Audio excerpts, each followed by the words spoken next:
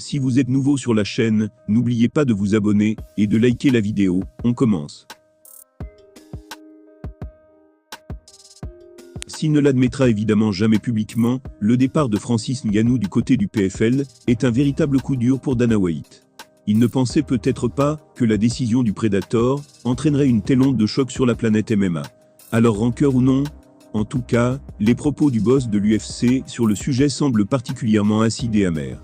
Alors que bon nombre de fans pensaient que Francis Ngannou avait commis une erreur colossale en quittant l'UFC, le Camerounais a fait taire toutes les critiques en signant un contrat unique dans l'histoire du côté du PFL. Bien plus qu'un combattant, le Predator disposera d'un rôle très spécifique au sein de l'organisation, à laquelle il a réussi à faire consentir d'énormes efforts pour lui et pour les autres combattants. Cette signature chez l'ennemi enterre en tout cas la possibilité de voir Ngannou revenir à l'UFC, lui qui a passé les derniers mois à s'envoyer des pics par médias interposés avec Dana. Tout récemment, le natif de Batié a toutefois semblé souhaiter calmer le jeu, en mettant l'amertume de côté.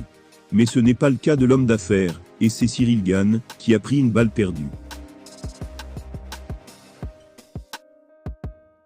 De nombreux fans regrettent de ne pas avoir eu droit à un dream fight entre Jon Jones et Francis Ngannou. Ça aurait été un moyen de déterminer le patron ultime de la division poids lourd.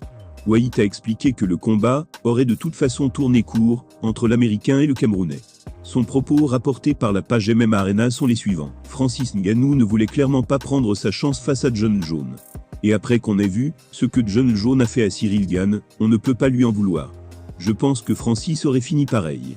Après avoir très longtemps critiqué Johnny à tort et à travers en public, voilà que White ne perd plus une occasion de louer ses mérites. Il y a quelque temps d'ailleurs, le boss de l'UFC a réaffirmé que Bourne était le plus grand de l'histoire à ses yeux. Des éloges certes pas volés, mais qui sont surtout utilisés pour diminuer Ngannou. Et en l'occurrence, le pauvre Ciryl Gane.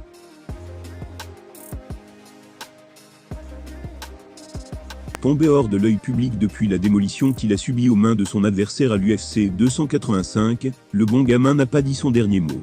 Il s'entraîne plus dur que jamais, a accepté d'adresser ses problèmes au sol, pour revenir encore plus fort.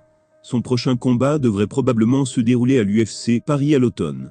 Il ne serait donc pas exclu de le voir retenter de décrocher le Graal quelques mois plus tard. Dana White n'a Dieu que pour Jon, et il refuse de céder à l'effervescence autour de ce rendez-vous manqué entre ce dernier et Francis Ngannou. L'homme d'affaires n'a pas de doute, le Predator est loin de Jon à ses yeux. Et il se serait fait démolir de la même manière que Ciryl Gane. Une déclaration qui devrait faire parler.